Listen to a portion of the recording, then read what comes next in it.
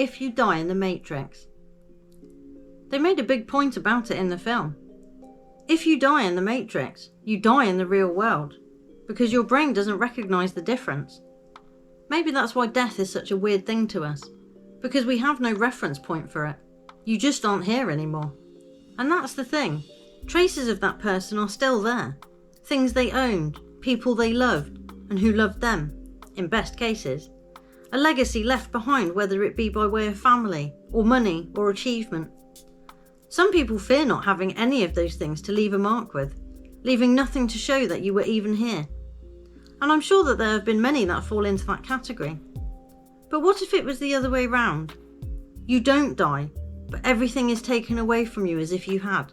Your existence is wiped out, while you are still alive. All because the computer says no. I'll do a film list again as I think it illustrates my point, and where lots of these new systems seem to be headed. Enemy of the State, 1998. A very good example of what happens when you are in the way of something the government is up to, and the lengths they may go to eliminate you or remove you from being able to function in everyday life.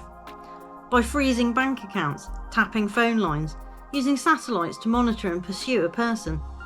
All because they knew something which could incriminate people doing wrong. Put forward as fiction, but you can very easily see the problem when you watch it. Hackers, 1995. Another good example of what can go wrong with technology being wielded by those who have nefarious agendas. But it is tech people who save the day, by using their own tools against them. But the main point for this film was the one thing mentioned in it.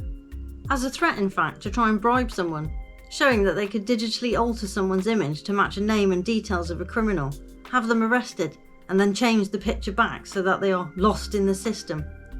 It may seem like a small thing, but an awfully important one. If you can't prove who you are because a computer says otherwise, and is treated as more trustworthy than a human, despite being designed and programmed by a human in most cases, then what chance do we have? We have already had the rise of the machines, and we're too lazy to even notice, let alone resist or fight back. Eagle Eye, 2008. A national security computer goes rogue and sort of pretends to be a person in order to get people to do things, communicating through telephone, text and email, ordering things and setting up locations and instructions. All very weird, but a good film. But again, as with the next film, highlights how something programmed by a human and is set with limited parameters will not be to our betterment, in my opinion. I, Robot, 2004.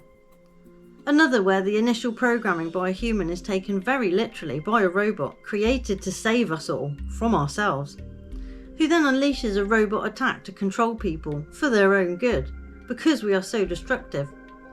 But that film is mentioned here for its coordination of said robot army, all connected by a central hive link, all marching to the same drum.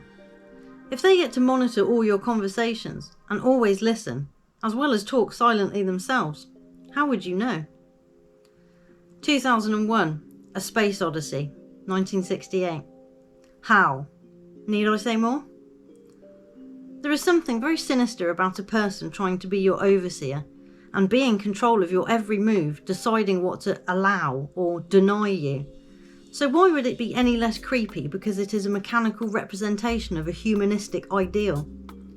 Robots are already intertwined with our current society, just the faceless ones behind the scenes, the programs and the AI they have running things or involved. But now they want them to have faces and legs and some kind of presence right alongside you, taking away the personal human approach, which, to be fair, has been on the downturn for a while, and not entirely by accident. Hoping maybe that people will gladly accept any company, even robotic, if they have been starved of proper human interaction for long enough. And then it becomes the go-to for comfort, and people become less familiar. Perhaps.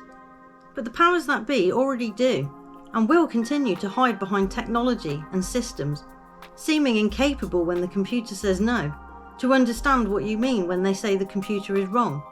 That won't even be a thing in the future. It will never be wrong as long as it is rigged in their favour.